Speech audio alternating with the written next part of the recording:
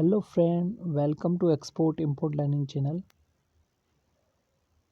आज के सेशन में हम जानेंगे एक इंसिडेंस के थ्रू कि जब हमारी इंटरनेशनल पेमेंट टर्म एक्सीड हो जाती है और हम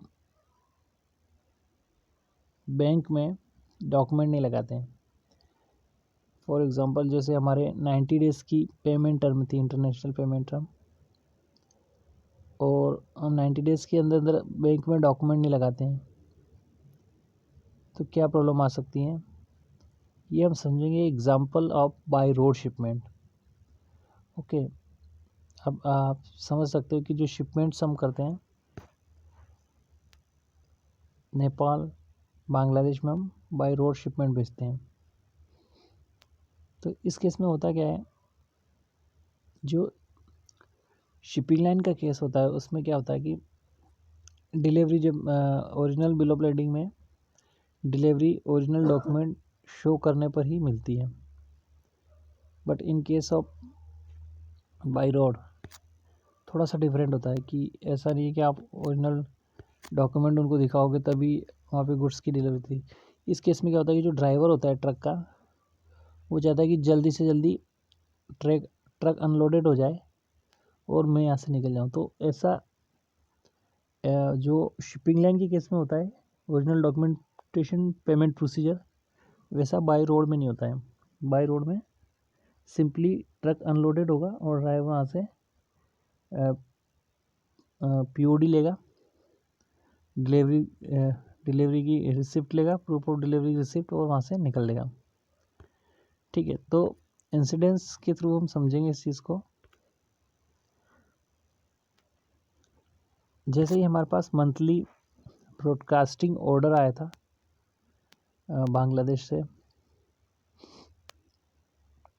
उस मंथली ऑर्डर के अकॉर्डिंग हमने अपनी डिस्पैच प्लानिंग की, कितने हमने प्लान करने हैं। तो जो हमारी पेमेंट टर्म थी वो 45 डेज़ थी। ओके, हमने गुड्स को डिस्पैच करवाया।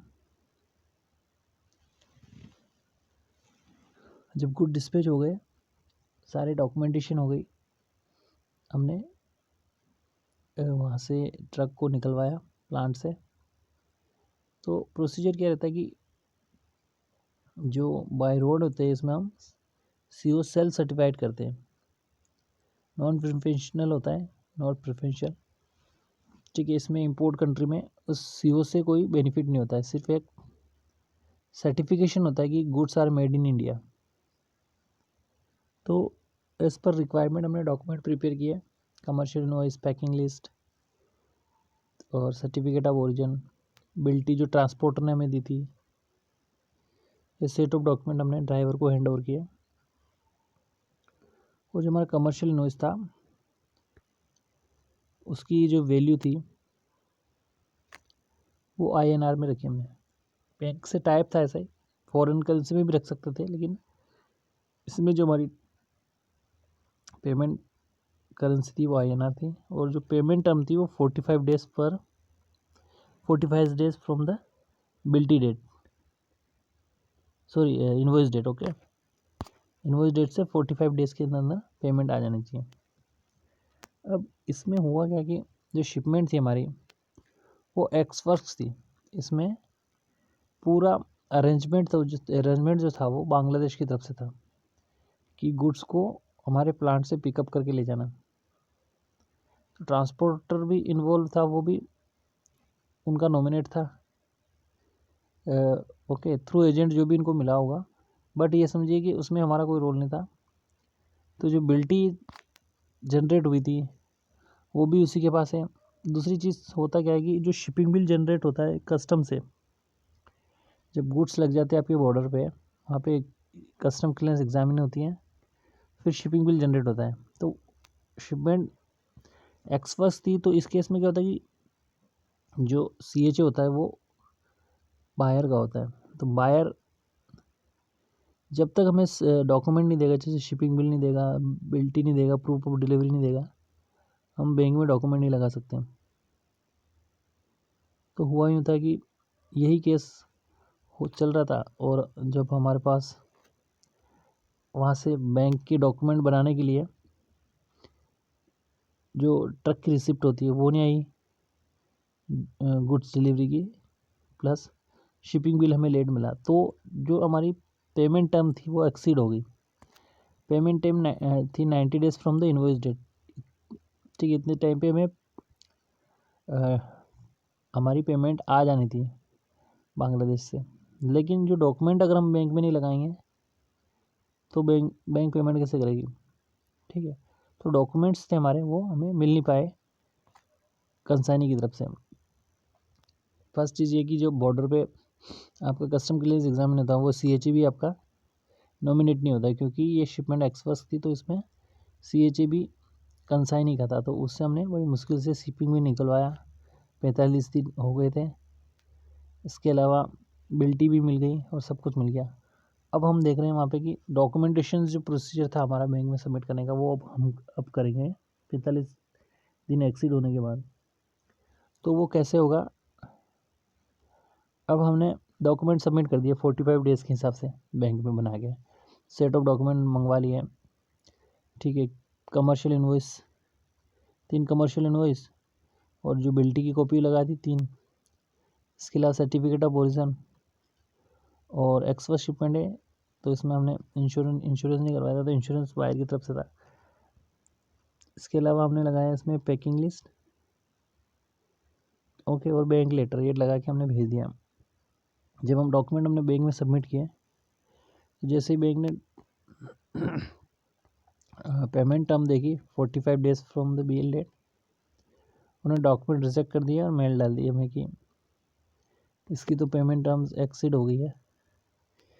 फिर हमारे जो सीनियर थे उस पर मीटिंग हुई और उन्होंने एक डिसीजन निकाला कि इसकी पेमेंट टर्म 8 साइड कर दी जाए।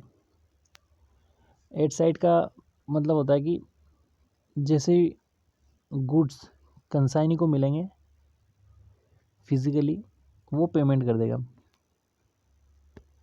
ठीक है, तो जो पेमेंट टर्म्स इनवॉइस में हमने चेंज कर दी 8 side. 45 days from invoice date थी, उसको हटा के हमने कर दी 8 साइड, और फिर हमने डॉक्यूमेंट लगाए बैंक में, तो फिर पेमेंट प्रोसीड हो गई।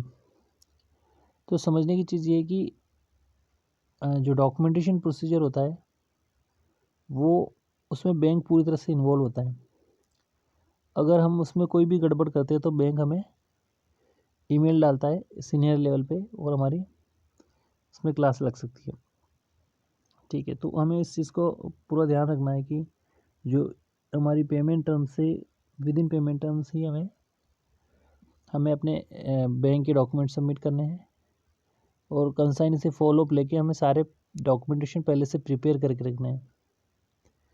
ठीक है, अगर LC के केस में होगा तो फिर आपको certificate of origin chamber of commerce से लेना पड़ेगा, क्योंकि वो LC की रिक्वायरमेंट होती है। ठीक है, इसके अलावा दूसरी चीज़ ये कि जब आपके पेमेंट डॉक्यूमेंट बैंक में लग जाते हैं, बैंक से नोटिफिकेशन आएगा कि डॉक्यूमेंट बैंक में लग चुके हैं, और उन डॉक्यूमेंट्स के अगेंस्ट हम जो डॉक्यूमेंट का नोटिफिकेशन आएगा उसमें कोरियर डिटेल्स होगी डॉक्यूमेंट बैंक में ट्रांसफ़र करने की, बांग्लादेश कंट्री को या जो भी स्पेसिफिक कंट्री होगी वहाँ पे कोरियर करती है बैंक, उसको नोटिफिकेशन आएगा। वो नोटिफिकेशन हम अपने कंसाइनी को बताएंगे। हालांकि जो गुड्स है वो ऑलरेडी कंसाइनी को मिल चुके हैं, तो उस बेस पे फिर बैंक पेमेंट के लिए आगे फॉलोअप लेगा नेक्स्ट बैंक से, और उसकी पेमेंट शिपमेंट की पेमेंट इस प्रकार से हमें निकलवानी होगी। सो गाइस, आज के सेशन में इतना ही। Thank you for watching this session. Have a nice day.